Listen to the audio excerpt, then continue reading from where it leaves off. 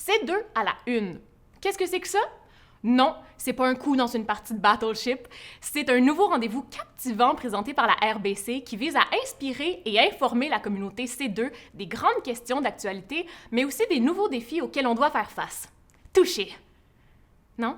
Ça a toujours rien à voir avec Battleship? OK. On commence sans plus attendre avec notre segment C2 prédit, édition spéciale élection américaine. Et là, personnellement, je peux peut-être me tromper, mais je prédis qu'il s'agit d'une entrevue avec Christian Bourque, le vice-président exécutif et associé chez Léger. C'est ma prédiction.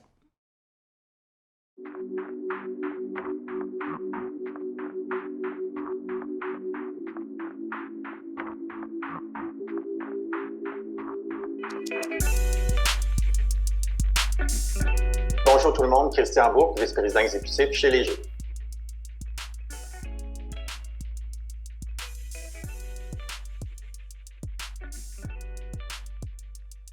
Il faut regarder cette pandémie-là, je crois, de deux façons. La première, c'est que ça nous a demandé d'être de plus en plus débrouillards comme consommateurs. Et je pense que l'ensemble des marques vont devoir s'adapter au fait qu'on a fait probablement un bond d'environ 5 ans en termes d'adoption du numérique en à peine 6 mois. Donc, de plus en plus, nos vies se passent en ligne, pas seulement au niveau de nos habitudes sur les médias sociaux, etc., mais dans la façon dont on interagit avec les marques.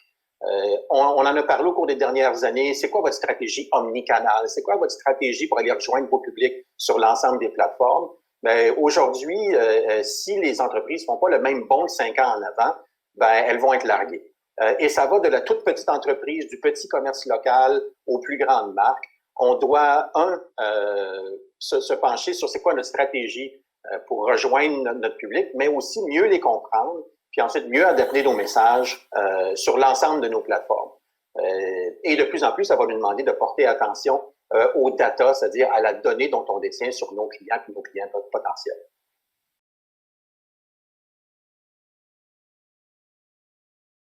Plusieurs d'entre nous sont peut-être soulagés du résultat de l'élection américaine. M. Biden a gagné, mais il va falloir se pencher sérieusement sur quel sera l'héritage des 4 années de Donald Trump qu'on a vécu, pas seulement sur l'impact qu'il a eu sur l'Amérique, mais aussi sur le Canada, mais le monde, en fait. Ce qu'on s'aperçoit, c'est que ce que M. Trump a fait ou a réussi à faire, c'est qu'il a été un peu un accélérateur, comme si vous aviez mis du gaz sur des braises qui étaient déjà chaudes. Et ce qu'il a fait, c'est qu'il a accéléré une tendance qu'on voyait déjà et qui est de plus en plus inquiétante. Si vous regardez auparavant, si on retourne il y a 10, 20, 30, 40 ans, il y avait toujours une espèce de consensus social autour d'une idée assez centrale. C'est-à-dire la plupart des gens se retrouvaient près de ce consensus social-là. Il pouvait y avoir, on pouvait être pour ou contre certaines idées spécifiques, mais on se trouvait tous proches d'une forme de consensus social. Et il y avait très peu d'individus qui étaient à la marge ou dans les marges, d'un bout à l'autre du spectrum ou du spectre politique. Ce que M. Trump a fait, c'est simplement le contraire. C'est l'érosion de cette espèce de consensus social-là autour du centre, et il a poussé 2 blocs monolithiques vers les extrêmes, autant à gauche qu'à droite, et il n'y a plus personne au milieu. Il n'y a plus personne qui incarne cette espèce de grand ou de large consensus social. Ce que ça va faire ou ce que ça donne comme impact, puis on l'a vu durant la pandémie, aujourd'hui, plus du tiers des Américains croient la majorité des théories du complot qui sont véhiculées sur les médias sociaux. C'est près de 20% des Canadiens qui aussi croient à ces théories du complot. C'est plus de 25% des Français qui croient à la majorité des théories du complot qui circulent en France aussi. Donc, on le voit de plus en plus, il y a des individus qui sont à la marge de leur société, qui décident de ne plus faire partie du consensus social, et ces pourcentages-là sont de plus en plus importants. C'est sûr que ça va amener des périodes de perturbation au niveau politique, et ça va amener aussi une période où il va être beaucoup plus difficile de trouver une idée centrale qui va rallier tout le monde. Prenons le cas de Black Lives Matter, qui aurait pu être cet élément-là, justement, de cohésion sociale où tout le monde se regroupe derrière une idée forte. Mais M. Trump, encore une fois, a vite fait de politiser cet enjeu-là, de façon à dire, si vous êtes en faveur de Black Lives Matter, vous êtes nécessairement des socialistes à gauche. Donc, il a voulu, encore une fois, diviser la société américaine plutôt que lui permettre de s'unir derrière une idée forte.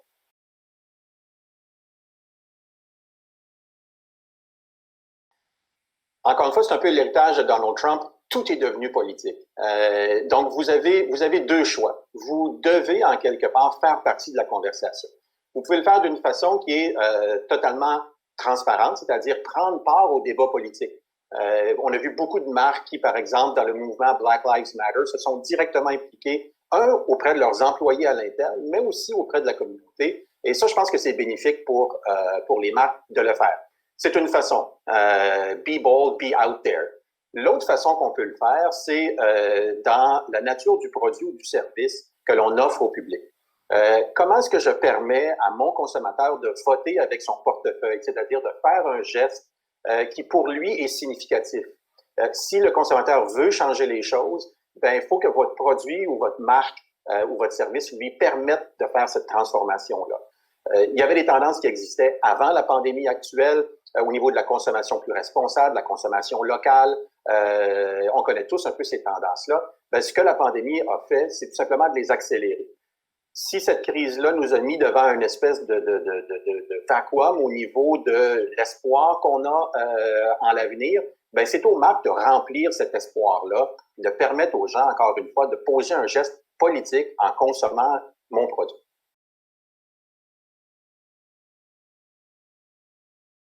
On mesure à toutes les semaines l'état de la santé mentale des Canadiens et des Américains depuis le début de la pandémie.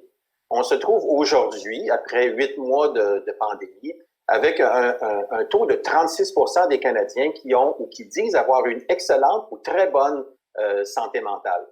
Si vous comparez ça avec les périodes pré-pandémiques, on était autour des 58%.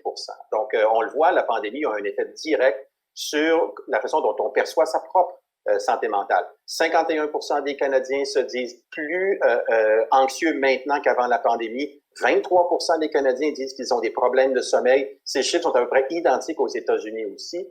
Donc, c'est vraiment une crise de santé publique, pas seulement au niveau épidémiologique, mais c'est aussi une crise de santé publique au niveau de la santé mentale.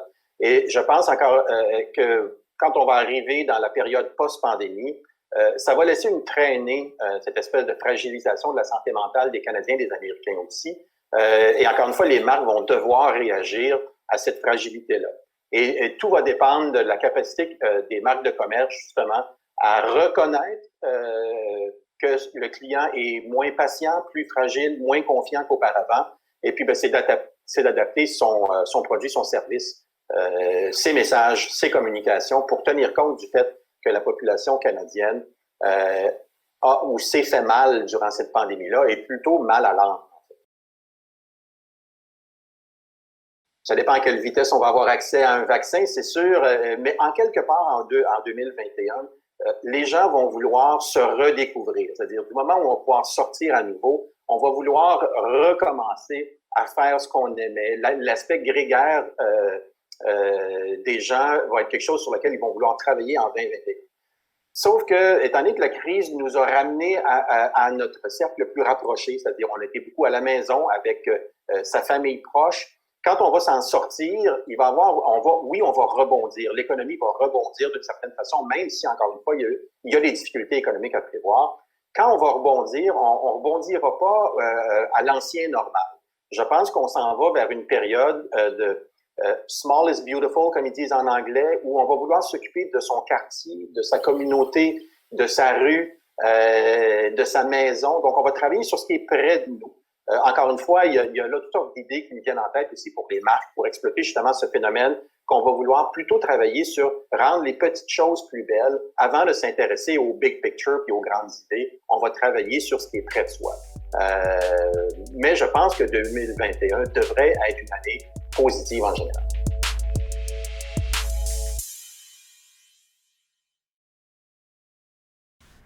Un peu plus tôt cette année, une nouvelle vague de dénonciations a secoué l'industrie du gaming d'ici et d'ailleurs. Ça a donné lieu à des échanges importants au sujet de la culture d'entreprise et de l'inclusion, mais aussi à propos de la diversité dans le milieu du gaming et des gestes concrets qu'on doit poser pour continuer de progresser à ce niveau-là. Chloé Frelon s'est entretenue avec Stéphanie Harvey, directrice de développement de la franchise eSports CounterLogic Gaming.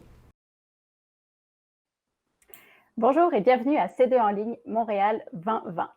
Mon nom est Chloé Frelon et je suis la fondatrice de URL et j'ai le grand plaisir aujourd'hui de m'entretenir dans les prochaines minutes avec Stéphanie Harvey.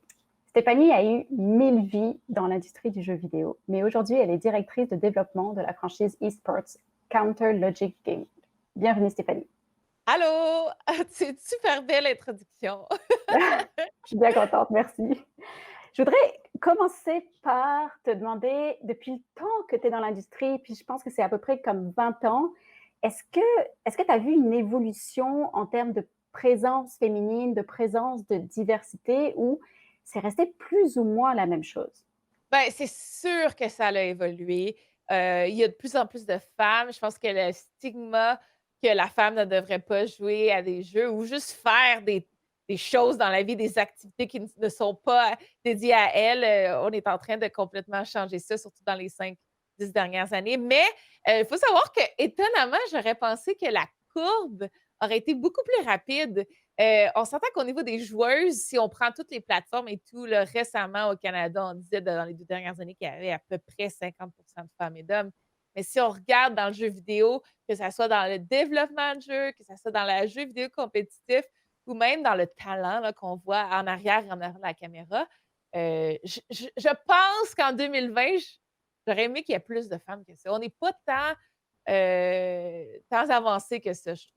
Est-ce que tu as l'impression que depuis 20 ans, tu es juste tout le temps en train de dire la même chose, ou tu as l'impression que le discours, quand même, tu sais, la conscientisation, ça évolue? En fait, il y a 15 ans, on me disait oh mon Dieu, tu joues à des jeux vidéo, t'es bizarre. Après ça, il y a 10 ans, on me disait ah, t'es la seule fille ici, c'est bizarre. Donc, tu sais, ça évolue, mais c'est tellement lent. Là, je pense que maintenant, depuis quelques années, moi, je suis vraiment tannée de parler de ah, je suis la seule femme, mais je pense qu'en général, on est aussi tanné d'entendre parler de ça dans les nouvelles. Donc, maintenant, c'est plus à propos de comment changer les choses. On parle de toxicité, comment arranger ça. On parle aussi de beaucoup d'argent, de spectateurs, de un peu le Hollywood qui arrive dans le jeu vidéo. Donc, c'est rafraîchissant, mais comme j'ai mentionné au début, c'est aussi quand même surprenant que ça a pris autant de temps de pour le mainstream, là, pour l'audience, monsieur, madame, tout le monde, de réaliser l'importance de l'industrie du jeu vidéo.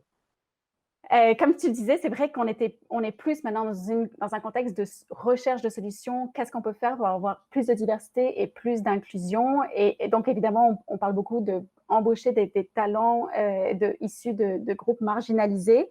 Ce dont on parle moins, et enfin, tu me diras si c'est ton opinion, ce serait peut-être à quoi ressemble le produit final, finalement. Les jeux qu'on produit, est-ce qu'ils ont un rôle à jouer dans cette grande volonté de diversité et d'inclusion qu'on veut dans l'industrie?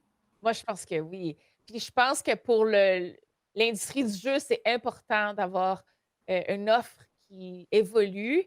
Et je pense que ça passe par engager des gens qui font partie de cette diversité pour offrir quelque chose de différent. Je pense que même si on pense il y a 10 ans et plus, là, c'était facile de lancer les jeux qui vendaient le plus et qui, j'ai le goût, en bon québécois, de dire qui pognaient le plus. C'était des jeux de guerre de tir à la première personne. C'est pas compliqué, c'était ça qui avait l'engouement. Le public cible, on parlait des ados, jeunes adultes masculins, mais ça veut dire qu'on oublie plus de 60-70 de la population qui n'est pas un ado ou un jeune adulte homme. Et puis, je pense qu'on s'en rend compte de plus en plus. Il y a des jeux vidéo pour tout le monde, qu'on doit diversifier notre offre, qu'on ne sait jamais quand la vague passe, quand il y a des nouveaux jeux qui vont percer. Et c'est en engageant, je pense, un personnel diversifié, du talent diversifié, qu'on a pu voir vraiment des petits bijoux. Il y a à peu près Maintenant, ça fait quand même assez longtemps, là, au niveau d'un siècle, qui a vraiment fait ouvrir les yeux à la plupart de l'industrie à d'autres choses que les clichés du jeu vidéo qu'on parfois, malheureusement, parle encore aujourd'hui. C'est important de pouvoir aller chercher ce qu'on veut dans le jeu vidéo. Lorsqu'on est assis chez nous à la maison puis qu'on se dit ah, j'aimerais ça jouer à un jeu, mais je ne sais pas à quoi jouer parce que il n'y a rien qui m'intéresse. Et ça veut dire que l'industrie, dans un sens, elle a fail à quelque part. Ça veut dire qu'elle n'offre pas le jeu qui t'intéresse, qu'il y a quelqu'un qui ne travaille pas sur la bonne chose à quelque part. Donc, tout ça pour dire que je pense que l'offre vient avec la demande vient avec l'offre. Si les gens ne savent pas que ça existe, ils ne peuvent pas découvrir leur passion, ils ne peuvent pas se rendre compte qu'il n'y a pas juste des jeux de tir à la première personne ou des jeux de guerre dans le jeu vidéo, mais qu'il y a aussi des expériences sensorielles, des personnages euh, qui sont de toutes sortes de facettes. Pour moi, là, ça se compare à l'industrie du cinéma, dans le sens que s'il y a un film pour tout le monde, il y a aussi un jeu pour tout le monde. Je connais pas grand monde qui dit j'aime pas regarder des films ou j'ai pas de film préféré parce que j'haïs les films. Ben, pour moi, c'est la même chose dans le jeu vidéo. Tout le monde devrait avoir son petit jeu préféré qui a changé leur vie. Pendant la pandémie, on a vu qu'il y avait évidemment beaucoup de gens qui se sont retrouvés chez eux et donc plein de gens qui se sont mis à jouer. On a vu les consommations de bandes passantes grimper en flèche pour le jeu vidéo. Est-ce que selon toi, on allait chercher des nouveaux consommateurs, consommatrices avec cette situation-là? Je pense que la pandémie a vraiment ouvert les yeux sur la flexibilité des joueurs de jeux vidéo et la facilité d'adaptation. Étonnamment, je pense qu'on était les mieux placés pour survivre dans le mode pandémie. On avait déjà tous un peu un bureau prêt à travailler à la maison. Comme moi, j'ai rien changé. Là, ce que vous voyez ici, je l'avais déjà avant la pandémie, mais maintenant, je peux l'utiliser à son plein potentiel. Et puis, non seulement au niveau travail à la maison, mais aussi, je pense que ça l'a permis aux monsieur, madame, tout le monde qui n'étaient pas nécessairement des joueurs de jeux vidéo à s'intéresser au phénomène parce que je pense que c'est la première fois dans les médias traditionnels qu'on parlait des jeux vidéo autant positivement dans la pandémie. Où, Ouais. ben, ça n'a pas affecté du tout notre industrie. On a été capable de se tourner comme ça, que ce soit en développement de jeux, que ce soit en compétition ou les jeux continuent de sortir, même ils ont encore un meilleur succès durant la pandémie, comme tu l'as mentionné. Donc, je pense que le buzz de l'industrie n'a pas vraiment été affecté par la pandémie, ce qui fait que ça a été quand même une success story par rapport à tout ce qui s'est passé autour, qui est quand même assez négatif là, par rapport à la pandémie. Donc, je dirais que ça l'ouvre les yeux à ce potentiel-là, puis on voit de plus en plus de gens s'impliquer. Cette semaine, on a eu et aussi là, une congresswoman des États-Unis, une des plus populaires hier, qui a joué à un jeu pendant des heures sur Twitch, puis elle a battu tous les records de spectateurs. Je pense qu'il y a juste un autre joueur qui a eu plus de records que ça, mais c'est pour moi pas l'industrie de demain, c'est l'industrie déjà. On est déjà en plein milieu, puis il faut que les gens s'ouvrent les yeux. Il faut, pour moi, la société, on accepte le jeu vidéo comme un autre média et une autre industrie d'art et de technologie, comme on fait avec la télévision, le cinéma, les livres et autres. Tu parlais du jeu vidéo dans les médias. Cet été, on en a beaucoup entendu parler, au printemps aussi, puis pas pour des bonnes raisons. Ou, quelque part, est-ce que c'est somme toute positif, toutes les dénonciations qu'on a eues? Est-ce qu'on se dit, ah, enfin, on en parle, puis évidemment, tu sais, en parler, ce serait peut-être une première étape vers un changement.